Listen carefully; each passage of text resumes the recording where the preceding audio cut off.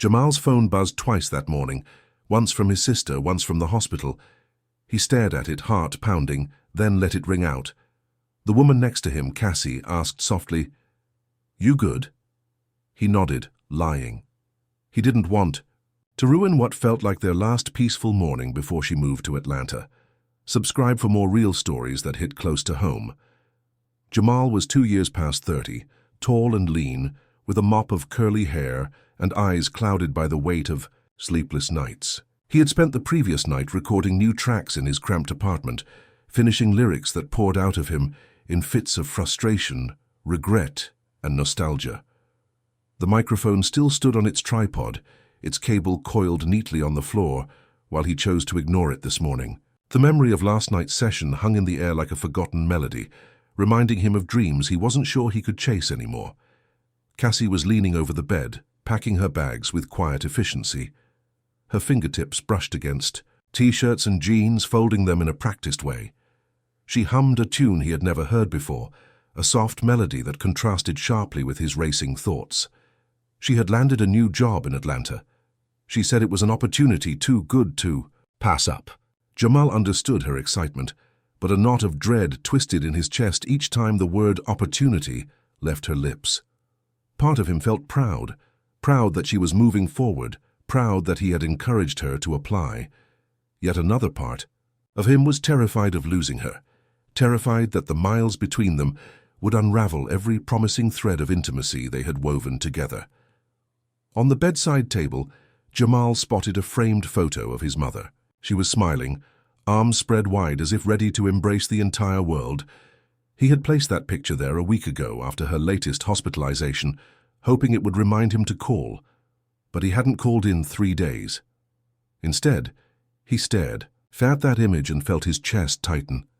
Mama's voice still echoed in his mind, her gentle reprimand when she discovered he and Cassie planned to move in together. "She ain't one of us," she had whispered, not out of malice but from fear. Fear that Cassie couldn't understand the rituals and unspoken bonds of their family. He had driven away from the hospital with those words spinning in his head, and since then, he'd been avoiding her calls. Mama's cancer had worsened over the last month. Doctors spoke in hushed tones in the hallway, and every time Jamal visited, he watched her grow smaller, as if life were leaking out of her. He felt stuck between loyalty to Cassie and guilt toward his mother. The thought of choosing made him sick. So he said nothing, waited and let the silence grow louder between himself and the woman who gave him life. "Jamal," Cassie said again, voice gentle but edged with curiosity. "Are you actually listening?" He forced a smile that didn't reach his eyes. "Yeah," he lied. "Just thinking about the drive." She sighed, closed her suitcase with a final click, and looked at him. She had always been patient with him, helping pick him up when he lost his job and stayed locked in his apartment for days. But right now, his hesitation felt like a rift. To ease the tension, she cracked a joke about leaving early to beat Atlanta. Traffic. Jamal laughed out loud, but inside he felt the ground shift beneath him as if a storm were gathering on the horizon. The coffee mug in his hand was too hot, burning his fingers. He raised it to his lips, took a sip, but didn't taste anything. His thoughts raced back to Mama's last words before sedation. "If Cassie makes you happy, I'll learn to love her." Those words should have comforted him, but instead they felt like a burden. How could he accept that sacrifice when he already felt he had failed both women he loved? Outside, sunlight filtered through the curtains, casting stripes of golden light across the hardwood floor. The morning seemed calm, ordinary, like any other quiet Sunday. But for Jamal, it felt like facing the edge of a cliff. He wanted to reach out, take Cassie's hand, tell her everything, ask for more time. But the drive awaited, and behind him sat a phone call he could not bring himself to answer. He took one more look at the clock, exhaled, and turned to Cassie with a forced grin. "Let's hit the road," he said, voice steady even as his heart pounded. The word road felt heavy, carrying the weight of choices unmade, promises unspoken, and the looming distance between him and the life he once knew. Cassie wasn't just any woman in Jamal's life. From the moment they met at the local open mic night, she had a spark that drew him in. Jamal had been wrestling with doubt and insecurity, nursing a bruised ego after losing his job and watching his music dreams fade. When Cassie approached him after his performance, complimenting his lyrics and offering a supportive smile, he felt a flicker of hope he hadn't experienced in months.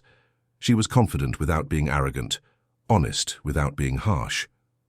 She had a way of seeing through his walls, understanding his struggle without pitying him. In the early days of their relationship, Cassie balanced her own hectic schedule. She worked full-time at a design firm, freelanced on the side, and still found time to check in on Jamal. When his rent was due and late fees loomed, she quietly transferred money to his account with a note: "Keep creating."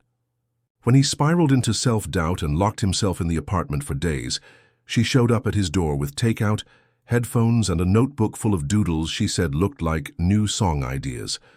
She believed in his talent, and her belief became the gentle push he needed to return to the recording booth. Cassie had flaws, of course. She could be stubborn, refusing to back down when she felt passionately about something. She had grown up moving from city to city with her parents, learning early to adapt, but also building defenses that made trust difficult. She guarded her heart, revealing her vulnerabilities only to those she trusted deeply, a small circle that included Jamal. When he tried to pry into her past relationships or family issues, she would brush it off with a joke or deflect to focus on his music.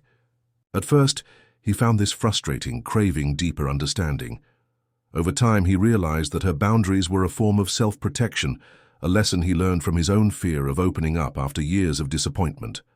When Cassie landed the job opportunity in Atlanta, it felt like a triumph. She had auditioned for the design lead position with a portfolio that showcased her talent, creativity, and work ethic.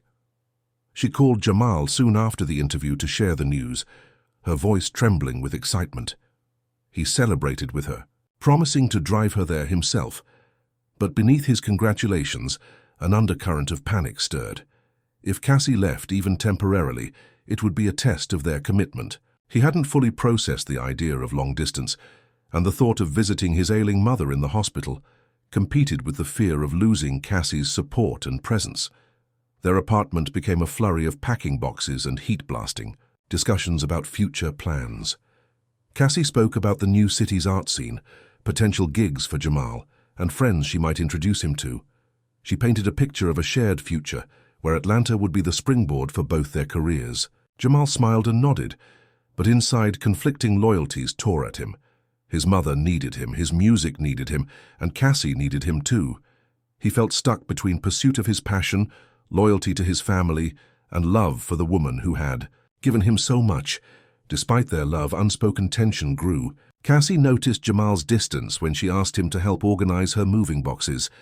She found him staring at his phone, eyes soft with worry, every time she mentioned his mother's name. She feared he might place family above their relationship, and wondered if that decision would leave her standing alone in a city where she knew no one. Yet she still packed his favorite sweater and slipped a note into his jacket pocket. "We'll figure this out together." In that moment, Jamal realized that Cassie's support had become the anchor he needed, even if the currents of his responsibilities pulled him in different directions. Cassie's presence in his life was transformative. She taught him the importance of self-belief, the value of boundaries, and that love could be both a refuge and a challenge. As she folded the last shirt into her suitcase, Jamal reached out and held her hand, aware that the choices he made in the coming days would shape not only their individual futures, but the future of the bond they had built so carefully. Jamal had visited his mother every few days since her condition worsened. She spent most of her time in a hospital bed, frail and silent, with tubes snaking from her arms like fragile vines. On his first visit that week, he found her staring out the window, her face pale and drawn. She whispered his name, voice barely audible over the hum of machines. He squeezed her hand and forced a smile, even though his heart was heavy with guilt. Each time he saw her, she seemed smaller, as if life were slowly slipping away. The doctors spoke in low tones when they thought he wasn't listening, mentioning words like progression and palliative care, but Jamal refused to hear them. He watched as Cassie stood by the door, arms crossed, frustration and sadness etched on her face. Cassie had never liked hospitals, The smell of antiseptic made her head spin, and watching people suffer left her feeling helpless. She tried to comfort Jamal by standing beside him, placing a hand on his shoulder during visits, but her efforts often felt awkward. When she reached for his hand, he would tense up, pulling away as if warding off a painful memory. He knew Cassie, wanted to support him, but he also knew that every moment he spent at the hospital was a moment he wasn't planning her move. In his mind, he weighed his mother's fading moments against the promise he had made to drive Cassie to Atlanta. He thought about the last argument with his mother, when she had accused him of choosing Cassie over family. He remembered how she had looked at him with disappointment and fear, her eyes brimming with unshed tears. Those eyes haunted him each time he picked up his phone and avoided her calls. One afternoon, Jamal sat by his mother's bedside while she slept.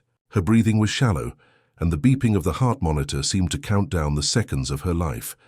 He gently brushed a strand of hair from her forehead, touching her cheek as if trying to memorize its warmth. He thought back to childhood, birthdays, her cooking sauce simmering on the stove, the lullabies she sang to soothe his nightmares. He felt those memories slipping further away with each tick of the clock. His mother stirred and opened her eyes, looking at him with a fragile smile. She whispered, "I love you, baby." And Jamal's throat tightened. He leaned in, pressing his forehead to hers, and tried to steady his voice. He told her everything would be okay, though he wasn't sure it was true. Later that day, Cassie confronted him in the waiting room. Her eyes were red, and she bit her lip to keep from crying. "We have to leave soon, Jamal," she said. "They expect me in Atlanta by tomorrow morning." Jamal's heart clenched, torn between the woman who had become his anchor and the mother who was slipping away. He wanted to comfort Cassie, but when he thought about telling her he needed to stay, his chest tightened so much he could barely breathe. He felt trapped, like he was suffocating under the weight of expectations from both sides. Cassie shook, her head, frustration bleeding into her voice. "She's going to understand," she insisted. "She knows how important this is for me." Jamal looked down, unable to respond. That night, as he sat alone in his mother's darkened hospital room, Jamal realized he was running out of time to mend his fractured relationships. He thought of the last words his mother had spoken. "If she makes you happy, try to let me accept her." Those words had come with a crooked smile, but now they felt like a challenge. He knew he needed to find a way to honor both his mother's love and Cassie's dreams. But as he lay his head beside his mother's pillow, listening to her soft breathing, he wasn't sure if there was enough time or forgiveness left for that. His heart ached with the knowledge that every choice he made would leave someone he loved behind. The day of the funeral dawned gray and heavy with rain clouds, but Jamal still chose the highway over the gravesite. At first light, he and Cassie loaded the last of her bags into the trunk of her car, the engine humming in the cold air. Cassie stirred in the passenger seat, rubbing her eyes and stretching as if she had slept through the world. Jamal offered her a soft smile and a quick peck on the forehead, then adjusted the rearview mirror. Outside, streetlights flickered off one by one, revealing the long road ahead. They merged onto the interstate, the Atlanta skyline a distant silhouette beneath a blanket of mist. Inside the car, a radio station played a slow ballad. Cassie recognized it as one of her favorite songs and reached for the dial to turn it up. Jamal shook his head and tapped the off button, wanting silence to match the turmoil in his mind. Cassette tapes, coffee cups, and half-empty water bottles littered the center console, evidence of late-night drives and half-finished conversations. This morning, though, Jamal felt like a ghost drifting through a memory he couldn't escape. His phone lay face down on the dashboard. Every few seconds it vibrated, bouncing slightly off the textured plastic. He could feel his sister's texts building up. "Where are you? You should be here. Mom asked for you. We all miss you." Jamal's fingers itched to pick up the phone, to respond, to explain that he couldn't do it. Not today. But he also couldn't bear to read the messages, as if the words themselves would shatter him. So he left the phone alone, the screen dark, each vibration a muffled reminder of the life he had chosen to leave behind. Cassie glanced at him once, her brow furrowed. She knew something was wrong. "Jamal, what's going on?" she asked. voice low and steady. Jamal swallowed, staring at taillights stretching ahead. "I'll explain later," he said, his voice brittle. "Just drive." Cassie let it go, folding her hands in her lap and staring out at the blurred horizon. Rain began to splatter against the windshield, the wipers swishing in measured rhythm. The road ahead felt endless, and Jamal's chest tightened with every mile marker they passed. Images flashed through his mind. His mother's frail face, her hand reaching for his, the funeral home's austere lobby, the smell of flowers mingling. With the scent of polished wood, family members standing in clusters, hugging each other and wiping away tears. Jamal could almost hear the pastor's words, the soft, staccato cadence of a eulogy that praised a life well lived. But he refused to imagine the open casket, the mourners filing past in hushed reverence. That vision belonged to another person, someone free from guilt and indecision. As they crossed a bridge over a quiet river, Jamal spotted a small roadside memorial, a cluster of flowers, a laminated photo of a smiling woman, a single candle flickering in the damp morning air. He thought of how his mother loved to pick wildflowers for him after school, pressing petals between pages of old books. Grief, he realized, wasn't a sudden collapse but a slow unraveling, a pull so deep that it dragged him away from everything he once held dear. Cassie's hand brushed his arm, and he flinched, almost tearing away. But then he let her palm rest there. She didn't ask again. Jamal kept his eyes on the road, but his thoughts were elsewhere, caught between the promise he made to Cassie and the memory of his mother's final wishes. The rain intensified, streaking the windshield and masking the changing landscape as they approached a toll plaza. Jamal paid without thinking, the toll attendant's face a blur of uniform and umbrella. On the radio, the DJ began reading a weather alert. Heavy rain expected throughout the day. Roads may be slick. Jamal turned up the volume, hoping the noise would drown out his racing thoughts.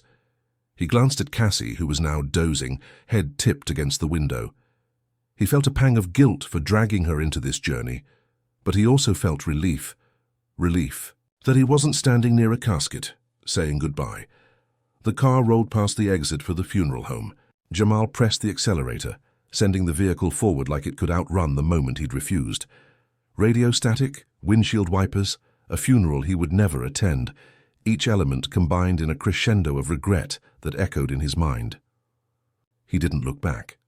Instead, he followed the rain-slicked highway until Atlanta's buildings rose like silent witnesses to the decision he had made, to drive away and leave his mother's final farewell unspoken. A week had passed since the funeral Jamal didn't attend. He and Cassie sat in their usual booth at the corner diner, the vinyl seats cracked from years of use, and the smell of frying bacon hovering in the air.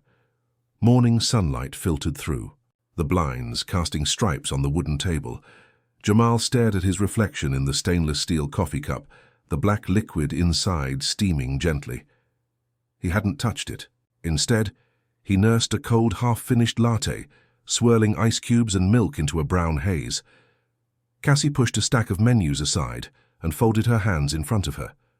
She watched Jamal with a steady gaze. "Jamal, we need to talk," she said, voice calm but firm. He glanced up, meeting her eyes briefly before looking away. His hands tightened around the handle of his mug, knuckles white. He breathed in deeply and nodded. "Okay," he said, voice low. He had waited for this conversation, dreaded it even, but didn't know how to begin. "There's something I've been thinking about," Cassie continued. She reached for her own coffee, taking a long sip to buy herself time. The warmth seemed to bring color back to her cheeks. "You didn't go to your mum's funeral because you were with me, is that right?"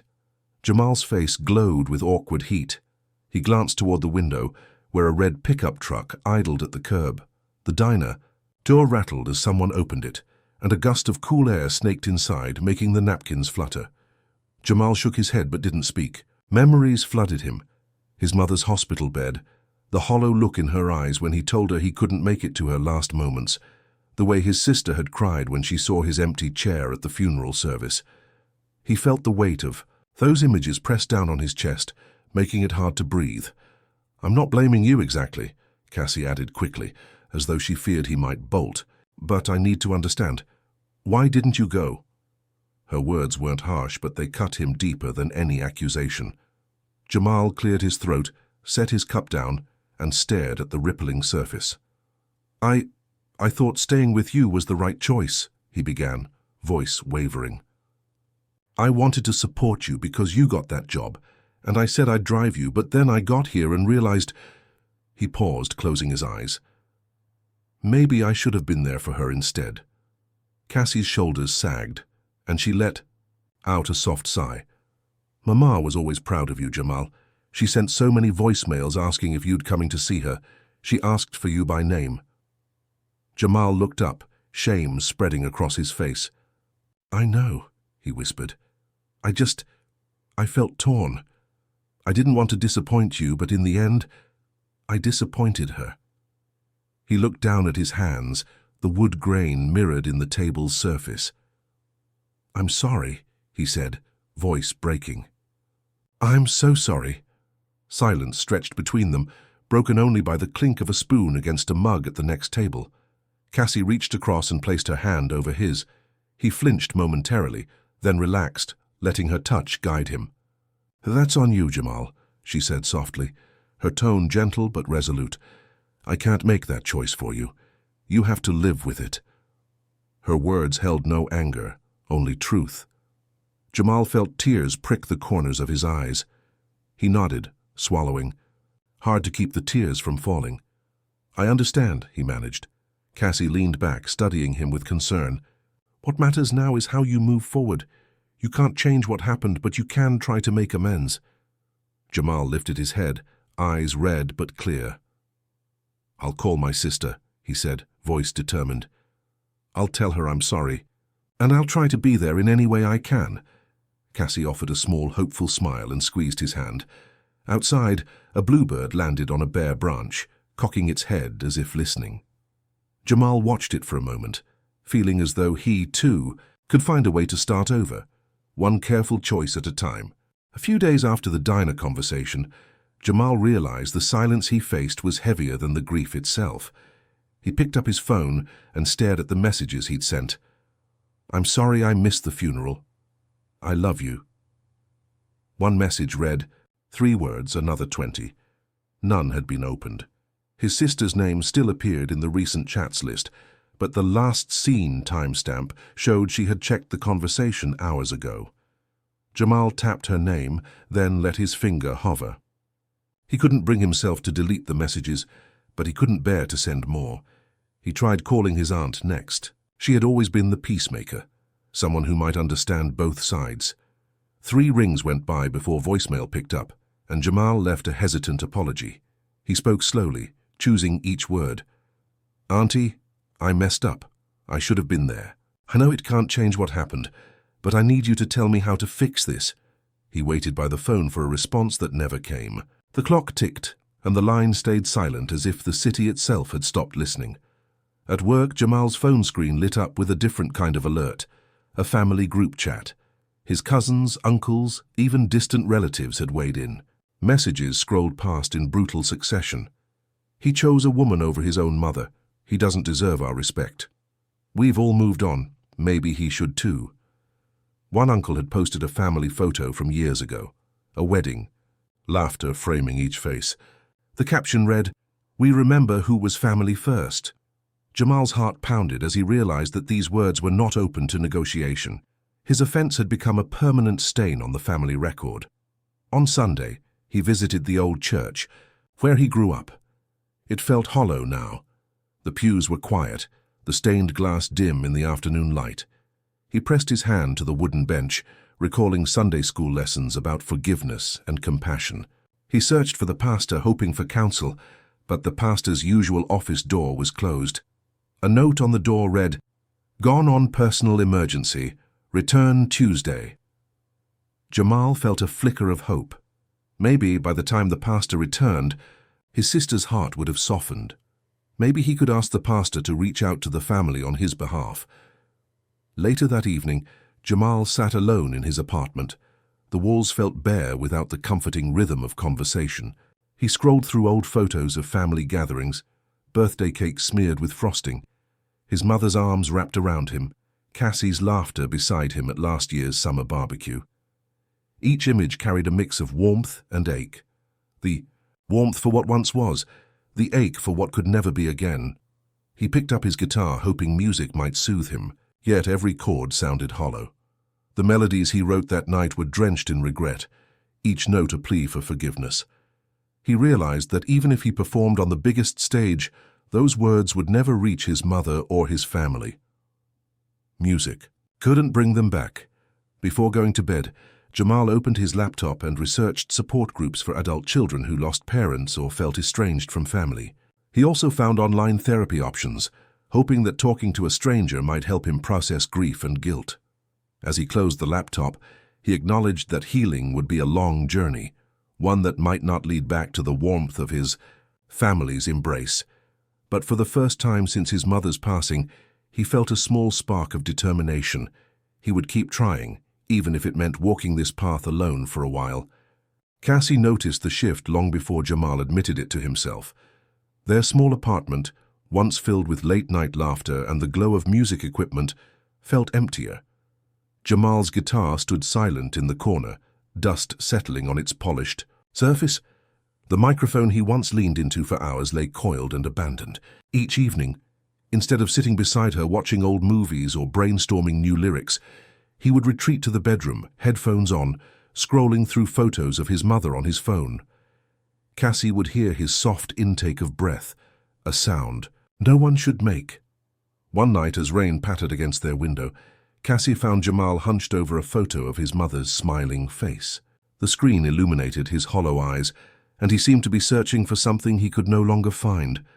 She approached quietly, watching him trace his finger across the image. "Jamal?" she whispered. He didn't look up. She swallowed, heart aching. "Do you want to talk?" He set the phone down, the screen fading into darkness, and shook his head. "Not now," he said, voice thick. He managed a small, forced smile. She nodded, but as she left the room, her own eyes stung with unshed tears. Over the next few days, the silence between them grew like an unseen wall. When Cassie tried to play a song she had written for him, a melody about new beginnings, Jamal only shrugged. "I'm tired," he said, eyes flickering to the corner where the guitar rested. She picked up the instrument, strummed a chord, hoping for a reaction, but Jamal looked away. Her fingers ached for his response, for the spark they used to share. When music was their language, he stopped joining her for morning coffee, opting instead to stay in bed, headphones over his eyes. Cassie would bring him a cup on a tray along with a slice of toast, but he pushed it away, murmuring that he wasn't hungry. Worry gnawed at her. She tried to remind him to eat, to sleep, to breathe, but he seemed to exist in a separate world. One evening she found voicemails on his phone, some from his mother, others from his sister, each message carrying the weight of love and reproach. Cassette tapes of his own recordings, once treasured, were now jumbled in a drawer. One particularly, "Quiet night," Cassie asked the question that had haunted her. "If you could go back, would you still come with me?" Jamal didn't answer. He stared at the ceiling as if searching for an answer written in the chipped plaster. Silence stretched thicker than ever. Finally he whispered, "I don't know." Her heart pounded. She slid closer, but he flinched, as though afraid of being touched. She felt herself pull away, understanding that his pain had created a chasm she couldn't yet cross. Days turned into weeks, and the distance between them became routine. Cassie would lie awake, listening to the slow rhythm of his breathing, wondering when he might awaken from this dormancy. She tried leaving small notes on his pillow.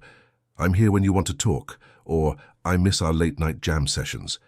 Each morning the notes remained untouched. She wondered if, in his grief, he blamed her for pulling him away from his mother's side, making her an unwitting accomplice in his loss. On a rainy afternoon, Cassie found Jamal on the balcony, staring out at the city through a haze of tears. She joined him, wrapping her arms around his shoulders. He didn't pull away this time. The silence between them felt less like a barrier and more like a fragile bridge. "I wish I knew how to fix this," she murmured. He leaned his head on her chest, his voice cracking as he said, I don't want to lose you, but I don't know who I am without her. Her heart broke, but she held him tighter, resolving to stay by his side, even if love had turned quiet. Months had passed since Cassie left. The apartment that once echoed with their laughter felt hollow. Jamal wandered through each room as if searching for traces of their shared past, the guitar leaning against the wall, dusty and untouched. The framed photo of his mother, face bright and beaming, slid sideways on the dresser. He reached out to straighten its frame, then hesitated, hands trembling. The silence in the apartment was suffocating, reminding him of the void his choices had created. He tried to fill his days with routines. He woke up each morning, made coffee, and scrolled through messages from family members he hadn't heard back from. Unopened texts from his sister blurred into one another, each message a painful reminder of his absence at the funeral. He forced himself to write a new apology, but before sending he erased it. Guilt was a constant companion, whispering that his words could never undo the hurt he'd caused. On a Sunday afternoon, he found himself standing at the cemetery gates. The sky was overcast, grey clouds drifting slowly, as if reluctant to decide whether to rain. He walked past rows of headstones until he found the simple marker that bore his mother's name. Wildflowers had grown at its base, a small testament to life's persistence. He knelt, brushing away the blossoms to reveal the engraved letters. His fingers traced the cold stone, and he felt tears well up. "Mama," he whispered, voice breaking, "I made a choice, and I lived with it. But I want you to know that I'm here now. I'm sorry for not being by your side when you needed me the most." He closed his eyes, imagining her gentle smile. The wind rustled through nearby trees, and he thought he heard her voice telling him to forgive himself, to keep living, to honor her memory by finding peace. He visited the grave each week, bringing fresh flowers, speaking about small victories. A new song he wrote, a message he finally sent to his sister, a therapy session that helped him understand his grief. He spoke aloud, as if she could hear, him sharing the details of a life he was rebuilding. The act of speaking eased his chest, each word a small step toward healing. Life outside the cemetery continued. He returned to the apartment, sat at his dusty desk and opened his laptop. He began mapping out a plan to reconnect with his family. He composed heartfelt emails to cousins, uncles, and aunts, not asking for immediate forgiveness, but simply telling them he missed them and hoped to rebuild trust over time. With each message sent, he felt a subtle lightness, a sense that the walls between him and his loved ones might someday crumble. Music returned slowly. One evening, he picked up his guitar and strummed a gentle chord. At first, his fingers felt clumsy, the strings foreign beneath his touch, but as he played, a melody emerged, soft, tentative, yet filled with longing. He spent hours refining the song, each note an ode to his mother, each lyric a confession of regret and hope. He recorded a rough version and uploaded it online, dedicating it to every person who had lost someone and carried guilt in their hearts. Comments trickled in, messages from strangers who shared their own stories and offered words of encouragement. Jamal realized that life was neither fully dark nor fully bright, but a blend of shadows and light. He still missed Cassie, her laughter, her unwavering faith in him, the way she held him when grief threatened to swallow him whole. But he understood that some relationships were meant to change, not because of hatred or blame, but because life's currents carried people in different directions. Love, he learned, could endure absence without resentment. It could morph into gratitude for the time they had shared. As he packed a small bag for an upcoming trip to visit his sister, Jamal felt a quiet determination. He dressed in simple clothes, grabbed a handful of wildflower seeds to plant at his mother's grave, and locked the apartment door behind him. The drive to see his family felt different this time, a journey toward reconnection rather than escape. He kept his phone face up, ready to answer any call, any message. He breathed deeply, the road ahead uncertain but open, carrying the lessons of loss, love, and the knowledge that in the end, there was no one to blame, only choices to learn from and a future to build.